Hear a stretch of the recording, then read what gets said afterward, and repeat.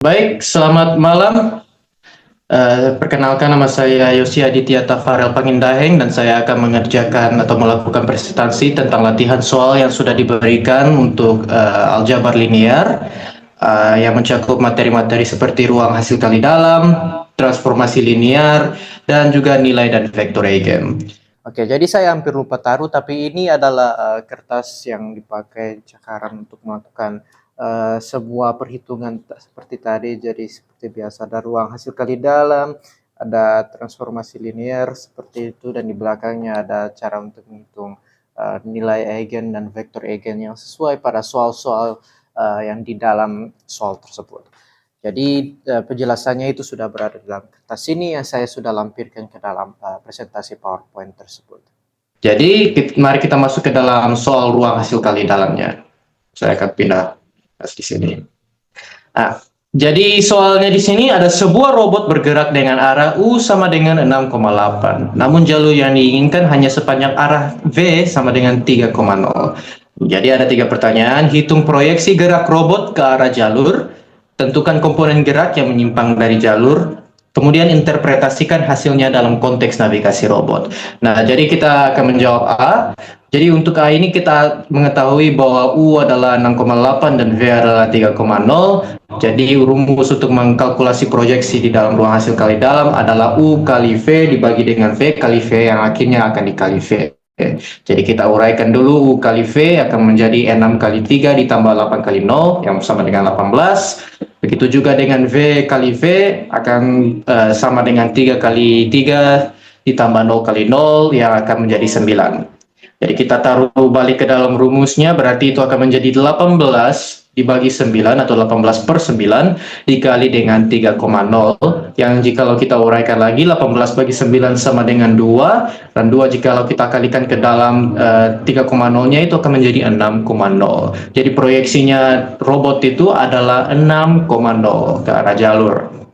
Untuk menjawab B, kita akan menentukan komponen gerak yang menyimpang dari jalur yang cukup gampang. Kita tinggal menghitung hasil pengurangan dari U dikurangi dengan proyeksi V ke U dari yang kita sudah hitung sebelumnya tadi. Jadi kita tahu bahwa U adalah 6,8 yang dikurangi dengan 6,0 yang jikalau kita lakukan kalkulasinya itu bakalan menjadi 0,8.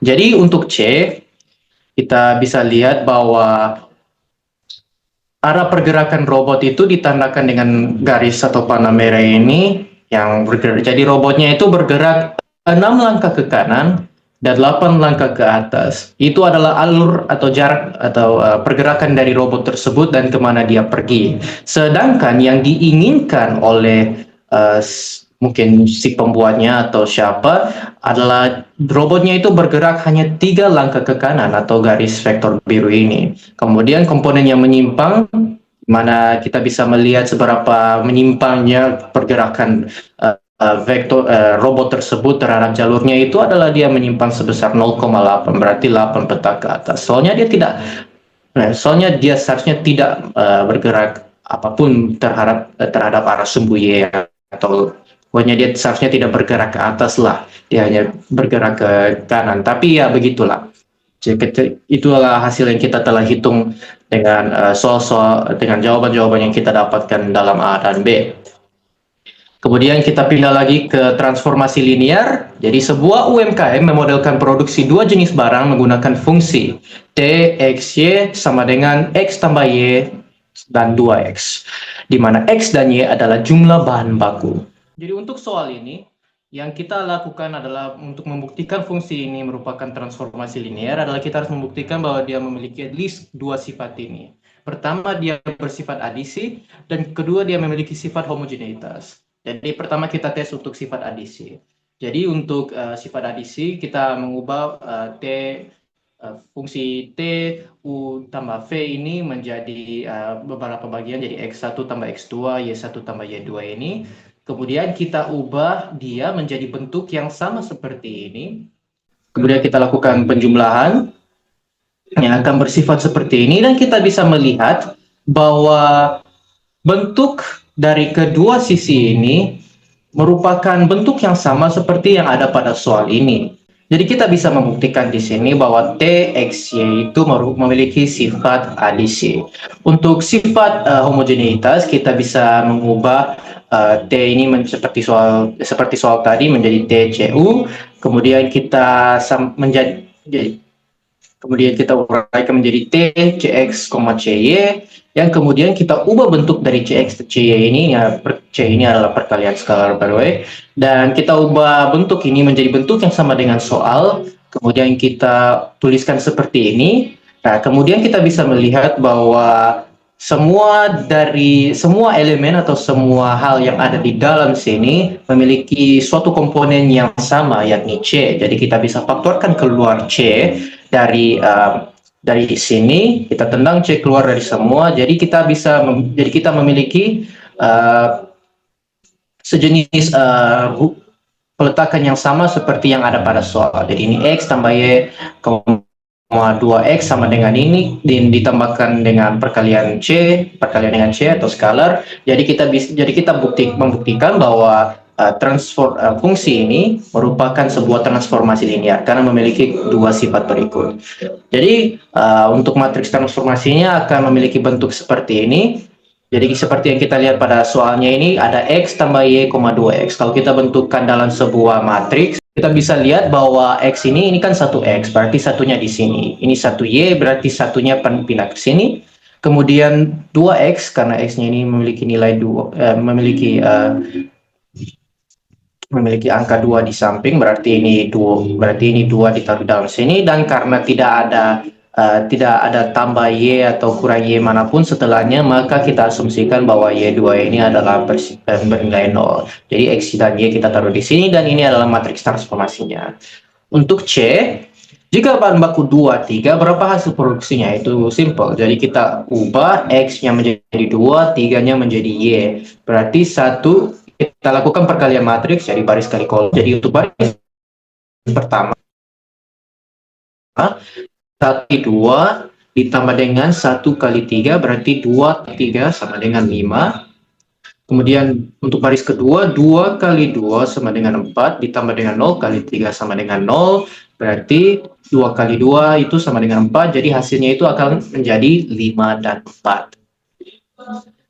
Jadi untuk membahas tentang fungsinya terlebih berikut, atau implikasi dari fungsi tersebut, jadi untuk garis atau vektor-vektor ini merupakan vektor I topi dan vektor J topi yang telah dipetakan sesuai dengan transformasi matriks yang ada pada halaman ini, slide ini. Dan kemudian vektor ini adalah vektor yang kita dapatkan setelah kita menghitung bahan baku 2, 3. Ini adalah vektor yang kita dapatkan. Jadi ini vektornya itu berada di dalam titik 5 dan 4. Sebelumnya dia berada pada titik 2 dan 3. Tapi karena transformasi linear, dia berarti pindah ke atas sini, mengikuti vektor merahnya, dia pindah ke atas sini, kemudian mengikuti vektor yang ini, berarti dia maju satu langkah ke kanan. Itu transformasinya. Kemudian kita pindah ke nilai eigen dan vektor eigen, yang ini agak panjang. Jadi tentu diberikan sistem dinamis dengan matriks A sama dengan 4, min 2, 1, dan 1. Jadi pertanyaannya adalah kita harus menentukan nilai eigen dari matriks tersebut, kemudian vektor eigen yang sesuai, kemudian tentukan apakah sistem stabil atau tidak berdasarkan nilai eigen, dan kemudian kita jelaskan hasil implikasi dari nilai tersebut.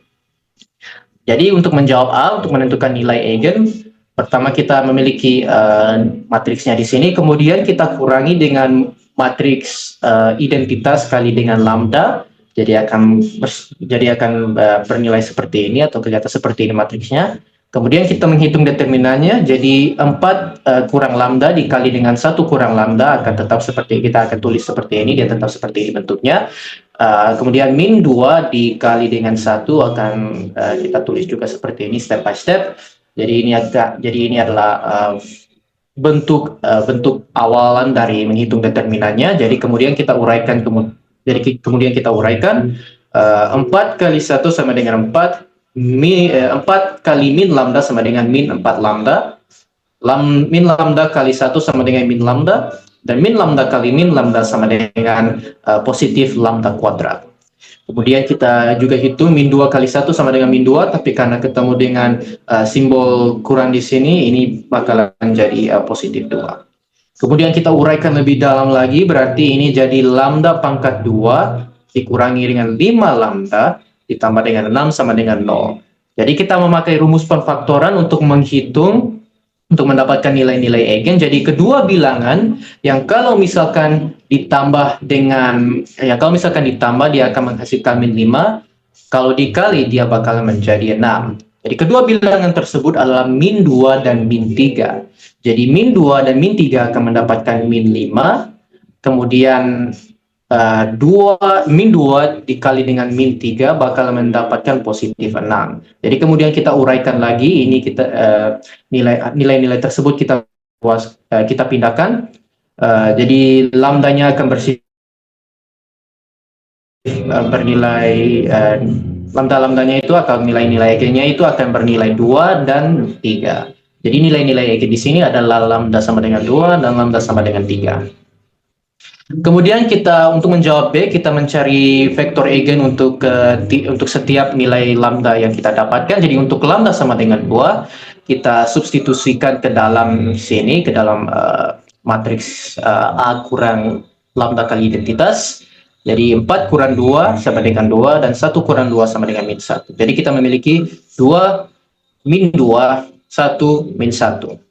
Jadi untuk menyederhanakan matriks ini, kita memakai eliminasi Gauss. Jadi pertama kita melakukan baris pertama dikurangi dengan baris 2 dikali dengan 2.